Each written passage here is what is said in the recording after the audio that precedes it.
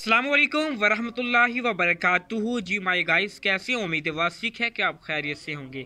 आप देख रहे हैं मेरा YouTube channel doctor Mohammad Aamir. तो आपसे रिक्वेस्ट है कि जिन्होंने अभी तक मेरे चैनल को सब्सक्राइब नहीं किया, उनसे रिक्वेस्ट है कि मेरे चैनल को ज़रूर सब्सक्राइब करें ताकि इसी तरह की नई सी नई वीडियो आप तक पहुँचती रहें। तो आज की वीडियो में मैं आपको एक इम्पॉर्टेंट टॉपिक के बारे में बताने वाला हूँ जिसका नाम है अनीमिया। अनीमिया क्या चीज़ होती है? जब भी अनीमिया का नाम आए तो आपके जहन में ये बात फौरी तौर पर बैठ जानी चाहिए कि अनीमिया का जो जिक्र हो रहा है तो इसका मतलब है खून की कमी।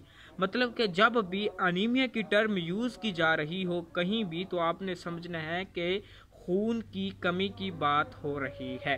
तो फर्स्ट ऑफ ऑल हम अनीमिया की डेफिनेशन करते हैं कि इसकी डिफाइंड तारीफ क्या है। Anaemia is the decrease level of HB% in the blood. मतलब कि जब हमारे खून में HB% की जो कमी हो जाती है तो इसको हम कहते हैं कि हमें खून की कमी हो गई है। उसके बाद हम बात करते हैं कि अनीमिया का जो पेशेंट होता है, अनीमिया का जो मरीज़ होता है, इसमें क्या क्या सिम्टम्स पाई जाती हैं, कौन कौन सी अलामात होती हैं। मतलब कि हम कोई भी पेशेंट देखें जिसको खून की कमी हो तो हमें उस शख्स में कौन कौन सी सिम्टम्स दिखाई देंगी। फर्स्ट ऑफ ऑल उसकी जो आइज़ हैं, उनका जो कलर है आइज़ का वो येलो हो चुका होगा। उसके बाद स्किन का कलर भी येलो हो चुका होगा। और वो जो पेशेंट है अनीमिया का वो फटीग होगा, मतलब कि उसको थकावट हो जाएगी बहुत ज़्यादा। वो ज़्यादा हार्ड वर्किंग नहीं कर सकेगा, ज़्यादा चल फिर नहीं सकेगा।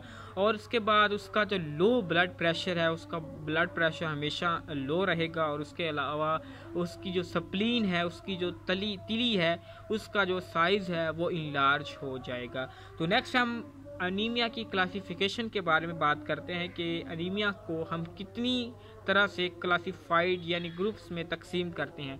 तो अनीमिया को हम दो तरह से क्लासिफाइड करते हैं। एक होता है हमारे पास blood loss anaemia, blood loss anaemia, और दूसरा होता है increase rate of destruction of red blood cells, मतलब कि रेड ब्लड सेल्स का डिस्ट्रॉय हो जाना। फर्स्ट ऑफ ऑल हम बात करते हैं ब्लड लॉस अनीमिया के बारे में। ब्लड लॉस अनीमिया को हम मज़ीद दो तरह से डिफाइंड करते हैं। एक होता है हमारे पास अक्यूट अनीमिया और एक होता है हमारे पास क्रोनिक अनीमिया। अक्यूट अनीमिया की अगर हम बात करें तो अक्यूट अनीमिया से क्या मुराद है? अक्यूट अनीमिया जो होता है वो मतलब कि ऐसा पेशेंट है जो आर्जी तौर पर जिसको खून की कमी है।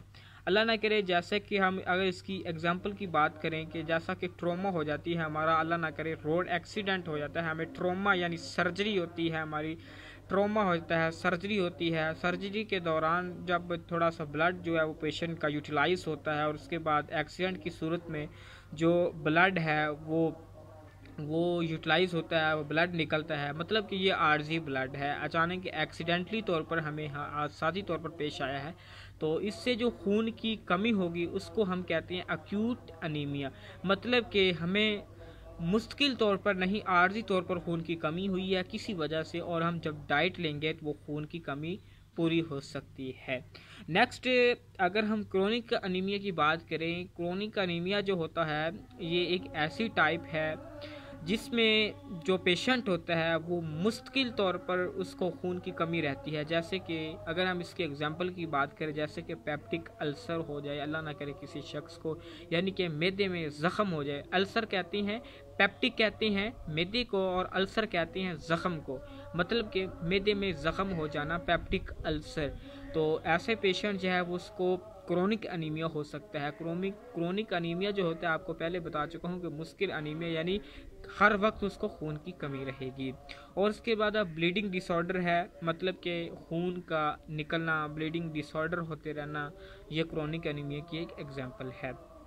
तो अगर हम दूसरी टाइप की बात करें, इसकी increase rate of red blood sales production से, जो रेड ब्लड सेल्स होते हैं उनको वो ब्रेक डाउन हो जाती है, वो टूट जाती हैं।